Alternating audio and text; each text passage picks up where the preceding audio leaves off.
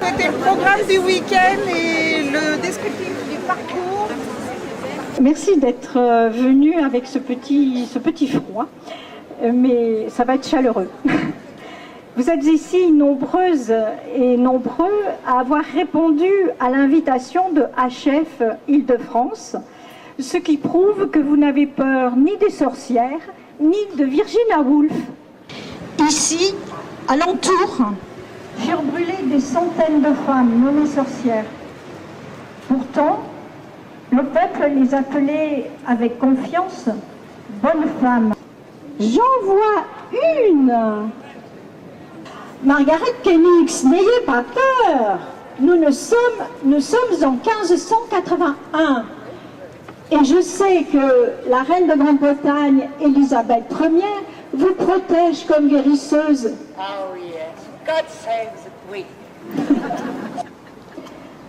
Mais l'histoire ne connaît ces femmes qu'à travers leurs persécuteurs, juristes implacables. Vous savez, un petit conseil, tenez bien votre micro, vous pourrez disparaître.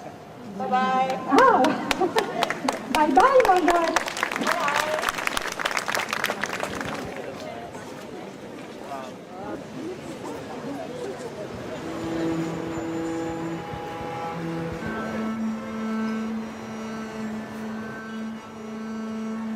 Deux études récentes. L'une de Silvia Federici lie le phénomène donc des bûchers, de la chasse aux sorcières, à l'émergence du tout début du capitalisme, la montée de la bourgeoisie dans les villes franches, le regroupement des terres laissèrent les pauvres de plus en plus démunis. Des révoltes sporadiques s'allumèrent partout et figurez-vous, elles étaient surtout conduites par des femmes. On nous reproche de guérir les malades, on nous reproche d'aider les femmes à mettre au monde leurs enfants, ou pas. On nous reproche d'être femmes. Et puis quoi encore? Par sorciers et sorcières, nous n'entendons pas seulement ceux et celles qui tuent et tourmentent, mais tous ceux appelés bons hommes et bonnes femmes qui font du bien, qui soignent, sauvent et délivrent. Ce serait 1000 fois mieux pour le pays que tous, et particulièrement les sorciers et les sorcières bienveillants, subissent le même sort, la mort. Guérite Porrette, d'où venez-vous? Je viens de Valenciennes, dans le Hainaut. Vous étiez béguine? Expliquez-nous. Les béguines se dédient à la vie pieuse. Sans dépendre digne de l'Église, nous ne prononçons pas de vœux, ni d'un homme. Nous ne nous marions pas.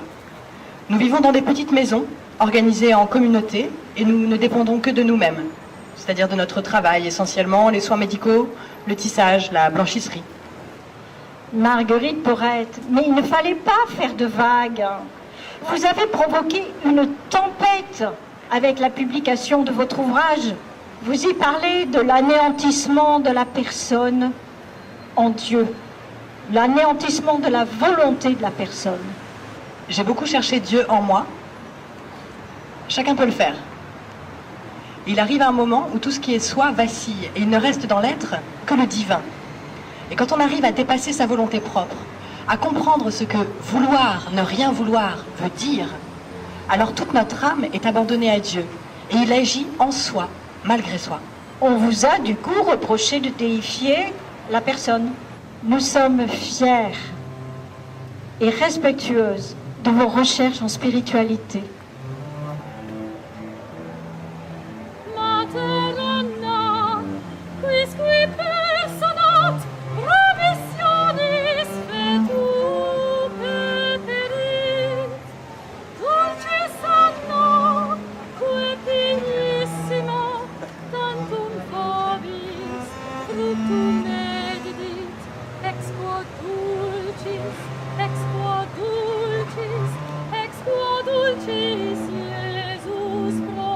Cette tour du XVIe siècle a jouxté une église, l'église Saint-Jacques de la Boucherie, qui elle datait du XIIe siècle.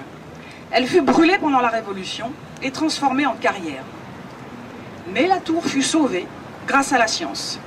L'alchimiste veut comprendre les lois qui organisent la matière. L'alchimie a 3 buts. Transformer le métal vil tel le plomb en or. Seconde visée de l'alchimiste. Tube d'aspirine qui pourrait être une plaquette d'antibiotiques. La panacée, c'est-à-dire le remède universel qui devrait permettre de repousser les limites des fragilités humaines, des maladies et au plus loin la mort. Un rêve d'immortalité. Troisième objectif, fabriquer l'homoncule, c'est-à-dire un petit homme, un être humain en miniature, de quoi s'affranchir de la reproduction biologique. Il veut répondre aux aspirations des humains. Je vous pose la question, que souhaitez-vous le plus? Que souhaitez-vous? Qu'est-ce que j'ai entendu? Le bonheur? Le bonheur, j'ai entendu. Le bonheur, oui. La fraternité. La sororité, merci. Enfin. La santé. La paix. La paix. Ah oui.